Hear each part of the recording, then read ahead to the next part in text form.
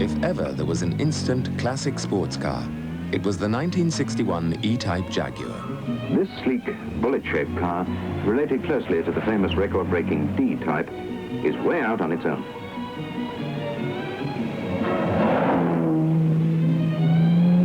A new thoroughbred, descended from a long line of champions, it sets the pace for tomorrow. But tomorrow was to be a disaster for Jaguar. With the rise of fast German sports saloon cars and poor workmanship at home, Jaguar's fortunes declined. Passed for dispatch. Now ready for its lucky owner, it will be delivered within a day or so. Today's Jaguars have survived not as state-of-the-art Eurobox Autobahn burners, but according to design critic Jonathan Glancy, as collectible examples of Englishness. If you were to wrap this up, I think when you uncovered it in 25 or 50 years' time, you would find one of the great all-time classics of English design. There's no way you can mistake this car for being a German car, an American car, a Japanese car. It has a very particular character.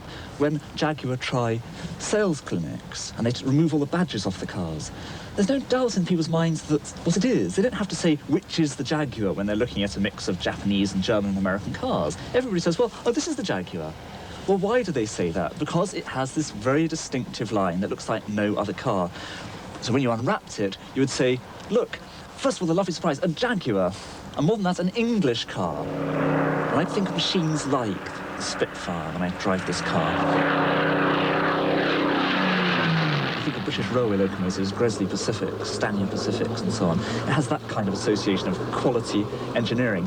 They were beautifully tamed with immense power. In other words, the lovely lines they had, these lovely curved lines, unadorned, simple, calm, hid the fact that they were quite brutish, powerful machines. And the Spitfire, terribly powerful machine of death, and that's not a very nice thing, but it looked poetic.